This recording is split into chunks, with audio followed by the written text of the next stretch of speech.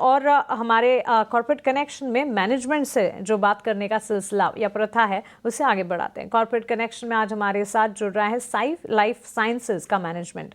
जनवरी 1999 में बनी Sai life sciences एक CRDMO यानी कि innovator focused contract research development और मैन्युफैक्चरिंग कंपनी है जो स्मॉल मॉलिक्यूल के डेवलपमेंट, रिसर्च, मैन्युफैक्चरिंग से जुड़ी हुई है।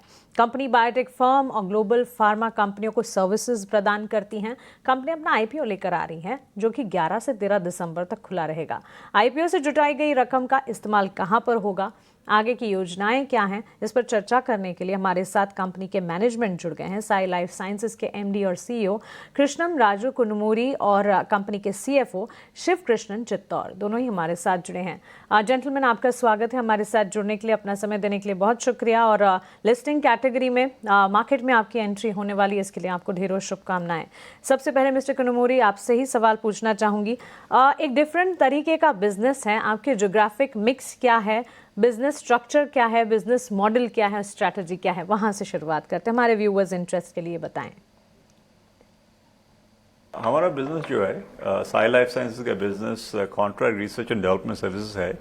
हमारा काम है कि वो इनोवेटिव कंपनीज जो है ना, बड़ा फार्मास्यूटिकल कंपनीज है ग्लोबल में, उसके साथ पार्टनरशिप कराना है, जो डिस्कवरी सर्विसेज से कमर्शियल मैन्युफैक्चरिंग तक पूरा सर्विस दे रहा है। So what we are positioned as is to become end-to-end provider for all the pharmaceutical and discovery companies globally, which is a core to their operations. हमारा जो geography है primarily US, Europe and Japan है। हम India में कुछ काम नहीं करता है, हमारा पूरा बिजनेस वो तीनों geography में है। मिस्टर कनुमुरी, व्हेन यू से US, UK एंड जापान, यहाँ पर आपके प्राइमरी बिजनेसेस हैं। जोग्राफिक फ्रंट पर जहाँ आप बात कर रहे हैं, एक तो इम्पैक्ट बायोसिक्योर का किस तरह से पड़ता हुआ देखने को मिलेगा, और जब आप US के बिजनेस की ही बात कर रहे हैं तो नई गवर्नमेंट जो है उन्होंने इम्पैक्ट इनोवेटर्स पर जो लेटेस्ट डेवलपमेंट्स किए हैं उन पर आपके व्यूज़ क्या हैं? हमारा ये बायोसिक्योर एक्ट है जी, वो इम्पैक्ट है कि जो कुछ भी कंपनीज चाइना में काम कर रहा है, तो फ्यू कंपनीज वो चाइना में 2032 तक ये US कंपनीज जो है, यूरोपियन कंपनीज जो है, जो US गवर्नमेंट को भेज रहा है, उससे कॉन्ट्रैक्ट्स खत्म करना है। सो अभी क्या हो रहा है कि पूरा कंपनीज देख रहा है कि किस कंट्री पे जाना है और किधर से कैपेसिटी बिल्ड करना है।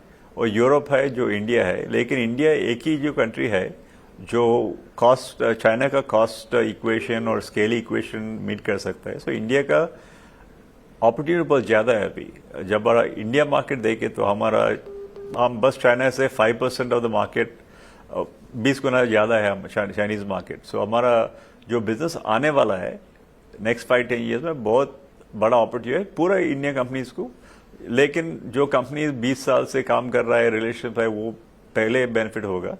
एंड और एक एक्ट है कि इन्फ्लेशन रिडक्शन एक्ट, वो ये तो US गवर्नमेंट जो कर रहा है कि ये ड्रग प्राइसेस कम करने के ट्राई कर रहा है। सो इधर भी इंडिया का एडवांटेज है, बिकॉज लेकिन यूरोप से और US से बेहतरीन प्राइसेस इंडिया में मिलेगा जो कॉस्ट एफिशिएंटली डिलीवर कर सकता है। सो ये रेजिम चेंज जो कुछ भी है, इंडिया को बेनिफिट करने का अपॉर्चुनिटीज ज़्यादा है, लेकिन इसलिए कि यूरोप और US में कैपेसिटी भी नहीं है, कॉस्ट भी ज़्यादा है और चाइना से काम नहीं करना है। सो इंडिया का अपॉर्चुनिटी और बढ़ सकता है। ये गवर्नमेंट चेंज पूरा को बेनिफिट हो सकता है अभी। ऑलराइट, आप आपके बिजनेस को डेवलपमेंट और ग्रोथ की उम्मीद है और उम्मीद करते हैं कि आपकी जो एक्सपेक्टेशंस हैं उस पर आपके बिजनेस स्ट्रक्चर जो है वो खरे उतरे। लेकिन मिस्टर शिव रामकृष्णन चित्तौर भी हैं हमारे साथ। To you also welcome sir. जो IPO से रकम जुटाने वाले हैं उसका मेजर इस्तेमाल कहाँ कहाँ पर होगा? एक तो जब हम डीप डाइव कर रहे थे डेट रिडक्शन पर इस्तेमाल करने की बात यहाँ पर हो रही है। So after IPO debt to equity ratios किस तरह से देखने को मिलेंगे एंड आपके लिए कंफर्टेबल लेवल्स फिर क्या होंगे? I think we are currently raising 950 crores as part of the IPO, of which 730 crores will go towards paring down our debt. This will actually reduce our debt to a very negligible position. What this does for us as we set ourselves for growth and the strategies that we have laid out in the DRHP is kind of give us a very strong balance sheet. This will help us, for future expansions. And, we would look at, how we will manage this on a going forward just based on what we need from a technology perspective and capacity expansion perspective. I think, we will continue to manage our debt, based on what is prudent in terms of keeping both capacity expansion and the growth of the business in mind.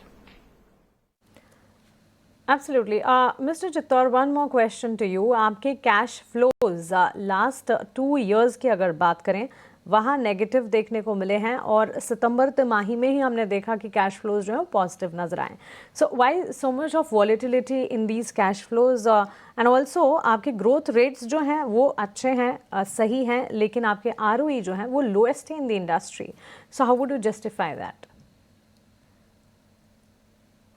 So I think what we have done over the last 3 years, if you look at what we have stated in the document, is that we've grown the fastest over the last 3 years.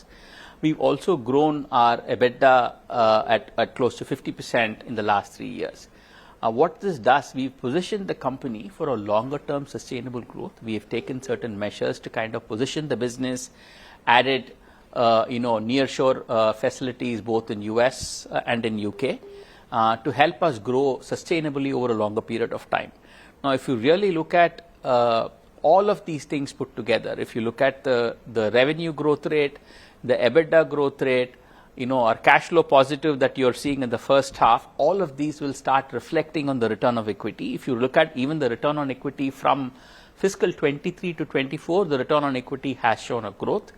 We expect this growth rate will continue.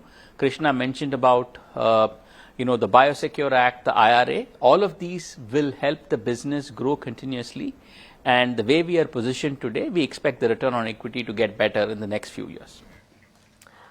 Absolutely. आप दोनों का ही बहुत शुक्रिया हमारे साथ जुड़ने के लिए, सवालों के जवाब देने के लिए, आपका बिजनेस स्ट्रक्चर हमें बताने के लिए.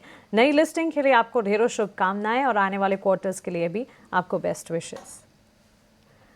सो विवेक, different kind of a structure all together. अगर देखें साई लाइफ साइंसेज के बिजनेस को अगर समझें, कंपनी रिसर्च डेवलपमेंट मैन्युफैक्चर करती है small molecule new chemical entities को.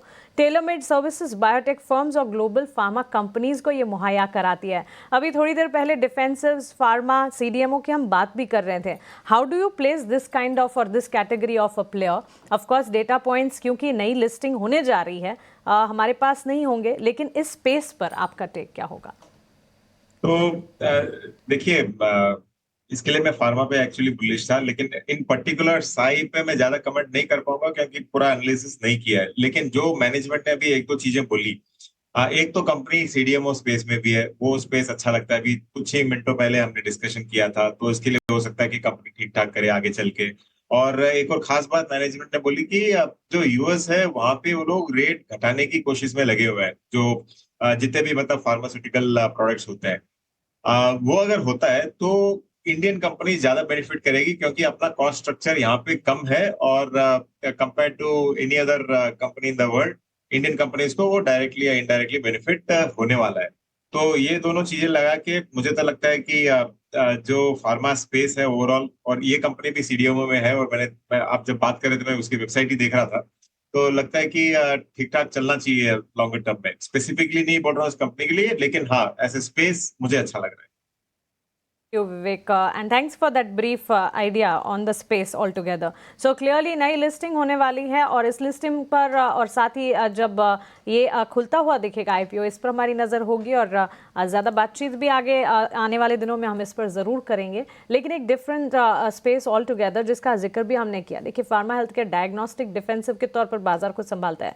CDMO जो है ये एंट्री कर रहा है, और CDMO सिर्फ देश में ही नहीं विदेशों में भी भारतीय CDMO कंपनियां जो हैं वो अपना परचम लहरा रही है और इसी पर सभी का फोकस है. सो आपको क्लियरली इस स्पेस पर ध्यान देना चाहिए. बहरहाल इस वक्त अगर आप देखेंगे मार्केट का रेंज बाउंड मोमेंटम जो है वो हर सेक्टर पर रिफ्लेक्ट होता हुआ देखने को मिल रहा है. एक इवेंट के बाद की कह सकते हैं वॉलेटिलिटी मार्केट में है. इनफैक्ट वॉलेटिलिटी तो कल भी दिखी थी, एक्सपायरी निफ्टी की थी और एक्सपायरी के दिन जैसी वॉलेटिलिटी दिखनी चाहिए वैसी दिखी थी, लेकिन बायस पॉजिटिव था. और आज इस वक्त अगर आप देखेंगे सो क्लियरली रेंज में वॉलेटाइल मूव्स देखने को मिल रहे हैं और इनफैक्ट बिकवाली का दबाव भी भी इस वक्त 24,686 के स्तर निफ्टी में, और बैंक निफ्टी में भी हम देख रहे हैं उतार चढ़ाव के बीच ही कामकाज देखने को मिल रहा है।